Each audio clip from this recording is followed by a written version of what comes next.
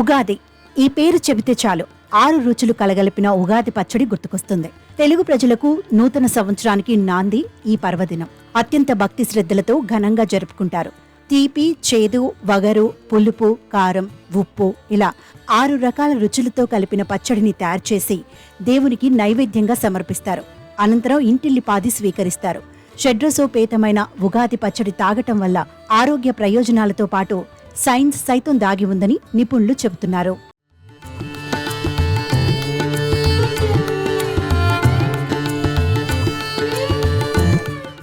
ఉగాది పర్వదినం వసంతకాలంలో వస్తుంది.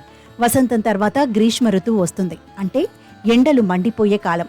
కాబట్టి ఈ పానీయాన్ని సేవించటం వల్ల రాబోయే ఎండలకు శరీరాన్ని సంసిద్ధం చేస్తున్నట్లు అవుతుందని సైన్స్ పరంగా ఇప్పటికే నిరూపితమైంది. ఉగాది పచ్చడిలో కలిసే 6 రుచులు వేసవి ఎండ నుంచి ఉపశమనం కలిగిస్తాయి. అలాగే కండరాల పుష్టికి తోడ్పడతాయి. హిందువుల పండుగలలో ఉగాది నాడు చేసే పచ్చడికి ప్రత్యేక విశిష్టత ఉంది. ఈ 6 రుచులు నిజ జీవితంలో ఎదుర్కొనే సమస్యలు, కష్టాలు, సుఖాలు, దుఃఖాలు, లాభాలు, సంతోషాలను తెలుపుతుంది. తీపి సంతోషాన్ని, చేదు బాధను, కారం దుఃఖాన్ని సూచిస్తాయి. పచ్చని కొమ్మలతో, వేప పూతలు, మామిడి పిందెలతో ఉగాది పర్వదినం కన్నుల పండుగగా ఉంటుంది. కొత్త సంవత్సరం అంటే జనవరి 1తో ప్రారంభమవుదు. అది ఉగాదితోనే ప్రారంభమవుతుందని పండితులు చెబుతున్నారు. తెలుగు రాష్ట్రాల్లోని ప్రజలందరూ మొట్టమొదటగా జరుపుకునే పండుగ ఉగాది.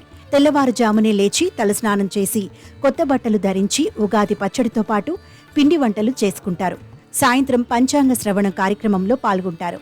మన పూర్వీకులు తెచ్చిన పండుగలు, ఆ పండుగల సమయాల్లో చేసే వివిధ పిండి వంటలు కేవలం ఆనందం కోసం మాత్రమే కాదు, ఆరోగ్యాన్ని కాపాడుకోవడం కోసమని ఇలాంటి విషయాలు తెలుసుకున్నప్పుడే అర్థమవుతుంది.